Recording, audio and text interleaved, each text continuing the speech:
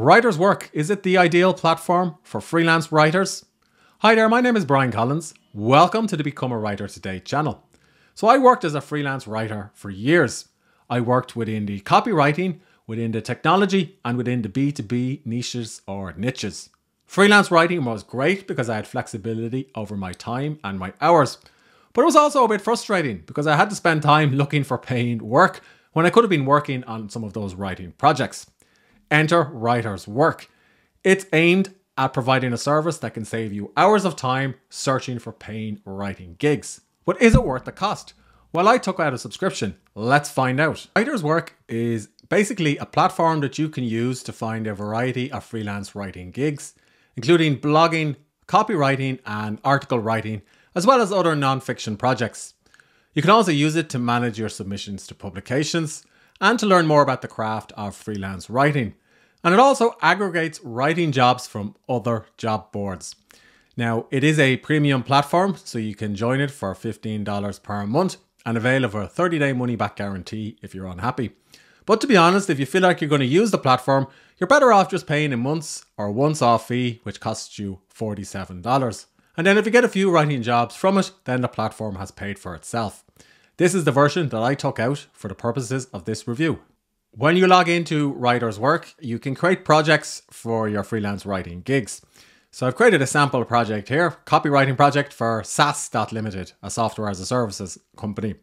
I've given it a brief description, write 10 blog posts, and then I've set up a number of different tasks. Now I can also track the time that I've spent on individual tasks or on this project as a whole. I can tick them off and delete them. So this could be quite helpful if you're a type of freelancer who likes to bill clients in terms of time spent rather than on how many words that you've written. You can also just create your tasks here as well.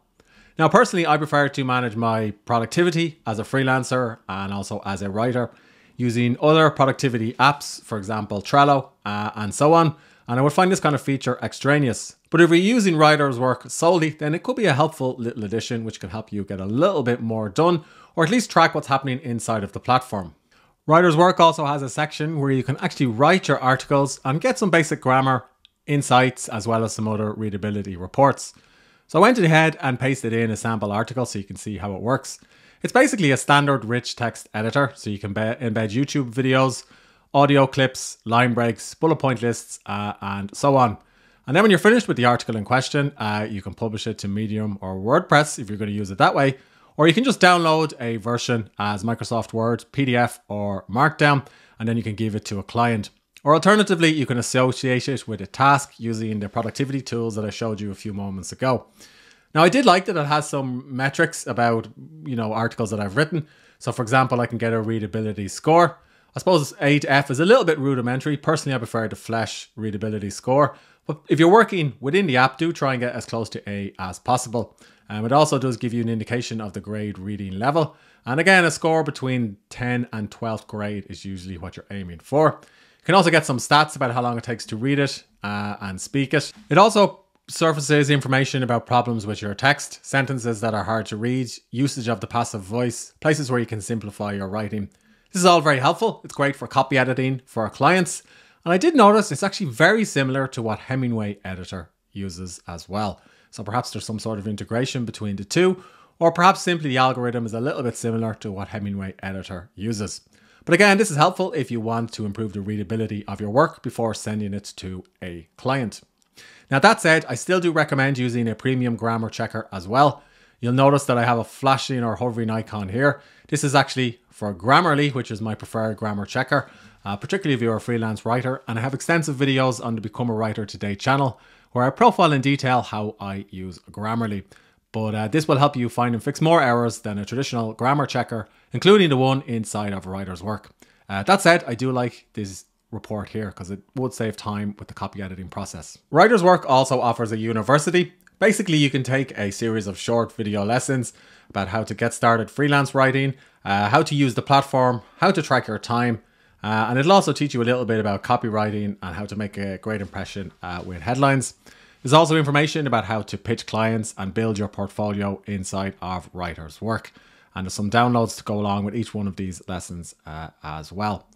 The platform also has some premium courses or upsells, so you can buy A Beginner's Guide to Writing for the Web. You can also buy Jumpstart Your Freelance Writing Career as well. You're probably not going to purchase Writer's Work to get these courses, but this one here, I suppose, is a nice little bonus, particularly if you're a new freelance writer. And I would actually encourage you to take the time tracking and project management module, always an important skill for freelancers, and then perhaps some of the copywriting modules as well. Because if you really want to earn money as a freelancer, then it's best to focus on copywriting gigs, and that's perhaps why they call it the Holy Grail. The platform has a couple of other extraneous features, so you can set goals for how many words you want to write per day if you really want to stay within the platform. And then you can also access stats about the amount of words per minute, characters per minute, and words typed.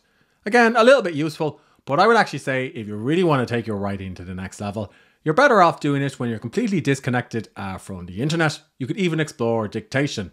And for that, you're probably not going to use the tools inside of Writer's Work.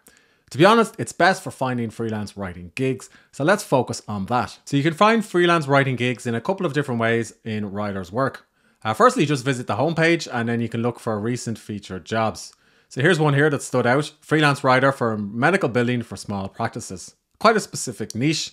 So this is a remote job contract, and if I click on it, you'll see it says Indeed. That's because what Writer's Work does is pulls through jobs from other sites that you can also apply on.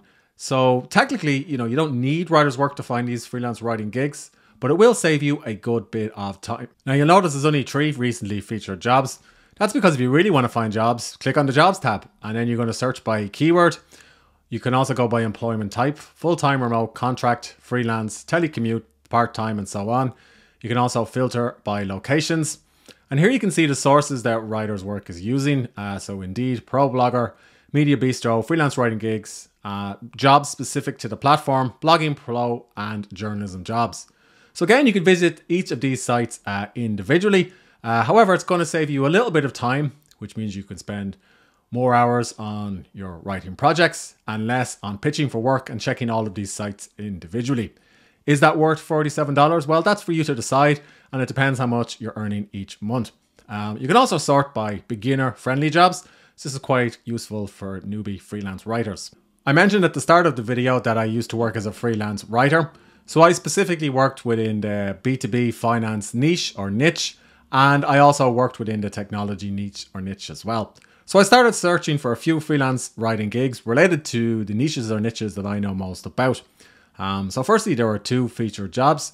So a client here on ProBlogger is looking for somebody to write a 30,000 word ebook on personal finance. Now it was advertised 24 days ago, so I would say that's probably filled. And it's a contract and the client is based in New York. So if I click on this, then I can apply directly via the ProBlogger listing. Alternatively, another one that stood out is an SEO, finance and crypto content researcher writer. Wow, that's quite a lot. So if I click on this one, it will take me to Indeed, and you can see that this pays between $18 and $25 per month, and it's available full-time or part-time, and I need to know a little bit about keyword research. Another one that stood out is a freelance personal finance writer. So this is for Ascent. So the company is actually saying who they are, and I can see that this was listed just 8 days ago. And this will take me to freelance writing gigs. And again, then I can apply on this site. So as you can see, you're not going to manage all of your applications within the Writer's Work platform. It's more of an aggregation tool that you can use. Similarly, if I click on beginner only jobs, you can see one here for a creative intern or copywriter for this particular agency.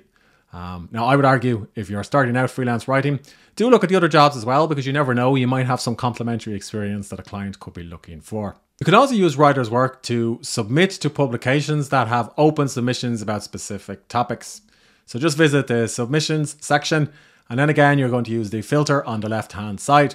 So again, I'm going to focus on finance, and you can see here that traders.com is looking for somebody who can submit articles explaining how a user can use a moving average for, I suppose, people who are trading stocks, shares, and so on.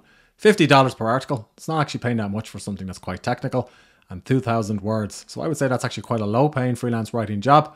And if I want to apply, so I have a couple of different options. I can add it to my favorites, or I can add it to my projects, or I can just simply email the publication directly. So here is another one that I found. So Investors Business Daily. So I do know this publication. They're looking for somebody who can write about stocks for some of their letters. $450 per article. So quite a bit more than $50 per article. So I suppose if I had the right experience, this could be something to apply for, but I do need to pitch them. So I would click through to the actual advertisement to see or to learn a little bit more about it. Now you can also sort by article rate. So let's get rid of some of those low paying jobs. So let's go to $200 per article and let's pick sports instead of finance. Oh, good few more jobs here. So $250 per article, that's paying quite a bit more. So if I was into drag racing or racing cars, then this could be something like I could apply for or pitch. Another one here about bow hunting and another one here about fishing. So lots of good opportunities if you know something specific about a niche or hobby or something that's of interest to you and which could be of interest to other readers.